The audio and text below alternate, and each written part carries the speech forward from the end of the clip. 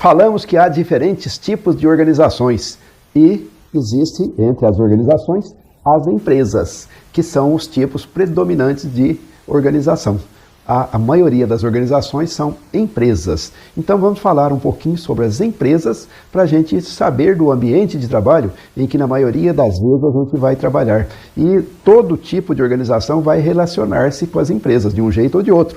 Então eu não sou uma empresa, eu sou uma organização sem fins lucrativos, mas eu vou me relacionar com a empresa. Então nós precisamos conhecer bem este tipo de organização para interagir bem com ele ou para viver bem dentro de uma empresa produzindo lá o que é necessário. Nós já falamos de alguns componentes universais das organizações, né? Todas apresentam, sejam empresas, sejam não empresas. Todas têm de produzir valores para a sociedade, todas têm de ter um propósito bem claro, né? Uma missão, todas têm um conjunto de recursos, todas têm de apresentar resultados. Agora vamos falar de tudo isso numa perspectiva desse tipo específico de organização, que é a empresa, né?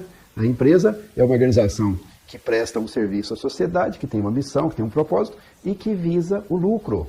Ela é uma organização que busca o lucro. Então, vamos fazer aqui uma reflexão para a gente começar a entender a empresa. Vamos fazer umas perguntas aqui meio diferentes. Na sua casa tem os itens necessários para você viver bem? Né? Tem frutas? Né? Tem arroz? Tem óleo comestível? Tem sabonete? Tem shampoo, certo? Sua casa tem essas coisas? Segunda pergunta, você tem dificuldade para obter estes itens aí, para a sua sobrevivência, para o seu conforto? Né? Provavelmente não, correto?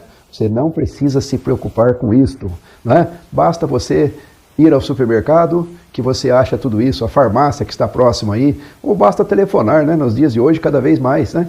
Basta telefonar, olha, eu quero assim, assim, assim, assado. Aí chega uma caixa bonitinha, tudo certinho, não se fala em dinheiro, né? O dinheiro você já pagou pelo cartão de crédito. Enfim, as coisas são muito fáceis. Agora você vai lá no interior, lá, né? Tá num barzinho, lá no fundo, chega lá, você fala, você tem aí o cigarro tal? O cara, tem. Te entrega o cigarro tal, né? Se você fuma. Ou você tem aí a cerveja tal? Tem, tá aqui, tá certo? Você tem arroz? Tem, né? Então, há uma máquina funcionando para tornar a vida nossa mais fácil, mais confortável. Essa máquina, nós podemos chamar com o nome óbvio, né? Mercado. E dentro do mercado tem os agentes econômicos, né? Todos somos agentes econômicos. Todas as pessoas são agentes econômicas, todas as organizações são agentes econômicos, né? Agora, tá bom. Então, essa facilidade de abastecimento, ou essa facilidade que você encontra para ter as coisas necessárias para a sua vida, é o que o Adam Smith, o pai da economia moderna, chamou de mão invisível. Ele disse, não é pela caridade, não é pela benevolência que o padeiro faz pão. Ele faz pão buscando o próprio interesse dele, porque ele quer ganhar dinheiro, tá certo? Ele precisa sobreviver, ele precisa trabalhar. Então o trabalho dele é produzir pão, e ele faz pão para você com toda alegria, porque sabe que assim ele vai ganhar o dinheiro dele e vai sobreviver. Então, do interesse dele, né, você tira o seu conforto. Então, a junção do interesse dele com o seu interesse cria a mão invisível. Todas essas coisas funcionam extremamente bem, né, sem que haja necessidade de caridade, benevolência, planejamento. Eles planejaram tudo, todo mundo... Não, as coisas acontecem meio que naturalmente, né? É a mão invisível do mercado, que é extremamente eficiente. Agora vamos fazer outras perguntas, né? Por que você compra o produto X e não o produto Y? Por que você compra e às vezes você deixa de comprar? Né? O que você produz? O que você produz? O que você faz? Com o que você trabalha? Como você investe o seu dinheiro? Ou seja, tudo isso aí reflete o quê? Os seus interesses próprios. Buscando os seus interesses próprios, você vai interagir no mundo do mercado e vai permutar coisas. Então, a empresa é exatamente isso. Que está inserida num sistema de mercado, que nesse sistema de mercado ela precisa ser extremamente eficiente, porque mais do que um órgão do governo, por exemplo, se o órgão do governo não for muito eficiente, a gente reclama, demora um tempo até eles corrigirem. Empresa não, empresa no dia seguinte ela está tendo problema, está tendo denúncia e assim vai. Então, eis aí, as empresas prestam um serviço imenso à sociedade. Provavelmente por isso é que o número de empresas é tão maior do que o número de outros tipos de organização.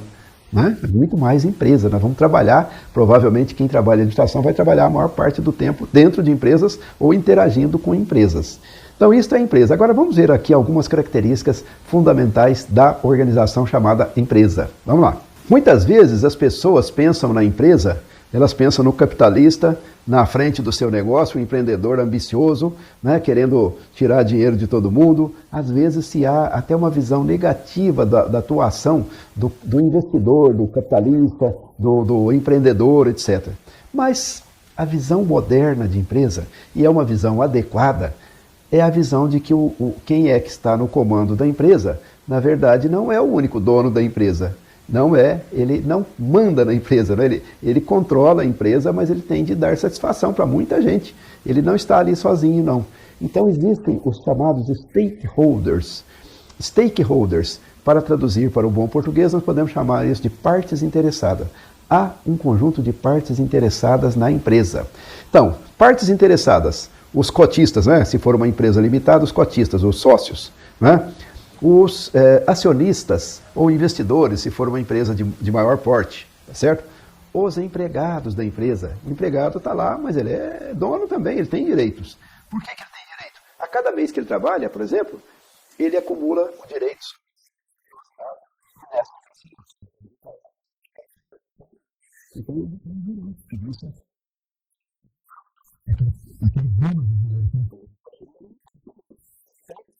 Existem os acionistas, investidores ou cotistas, existem os empregados, que são partes interessadas também, existem os clientes, né?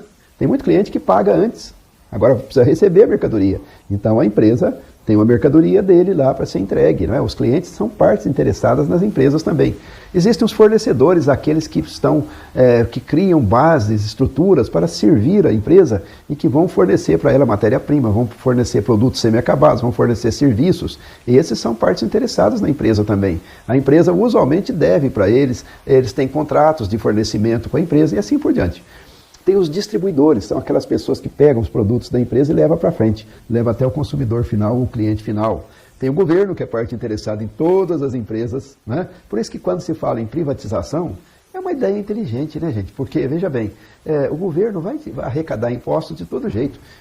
Tem empresa que ele não faz nada, simplesmente cruza o braço e arrecada impostos, né? Não precisa ser sócio da empresa, é melhor arrecadar sem dor de cabeça. Então, o governo é parte de qualquer empresa brasileira. E os parceiros os mais diversos, né? Organizações que entram em combinação com aquela para produzir isso, produzir aquilo, para partilhar tecnologia, para partilhar capital, para partilhar estrutura. Então, quer dizer, o mundo da empresa é um mundo rico, não é uma coisa assim de um capitalista ali fornecendo. Isso no passado muito remoto talvez tenha sido assim. Tá? Então, voltando às empresas. A empresa tem maior dependência de resultados. Ela é mais cobrada por resultados, ela tem de ser mais eficiente. Usualmente as empresas são muito mais eficientes do que as não empresas. Usualmente elas são mais eficientes. Elas têm maior exposição ao risco, porque elas estão numa concorrência mais feroz, elas são investimento de risco, elas são mais expostas ao risco. Elas têm maior pressão do ambiente. O ambiente pressiona mais a empresa do que outros tipos de organização. Elas têm maior concorrência, elas têm maior necessidade de inovação e por isso elas adquirem maior capacidade de inovação também. Em geral elas mobilizam dinheiro, mobilizam recursos, trabalham duro por causa da concorrência e assim por diante. E usualmente elas têm maior exigência em relação aos seus empregados. Né? O funcionário público, muitas vezes, ele está muito protegido, de tal maneira que o chefe às vezes não consegue fazer com que ele possa aderir a uma determinada política, a uma determinada determinação da organização. Na empresa, às vezes o cara vai para a rua e está resolvido, né? Então é uma coisa bem mais agressiva. Esse faz parte do mundo em que eu vivo a vida inteira minha como empreendedor, como consultor, como empregado de outras empresas, o mundo do mercado. A coisa aqui é dura. Então, este é o mundo das empresas. Empresas prestam um tremendo de um serviço para a sociedade, buscando os seus próprios interesses.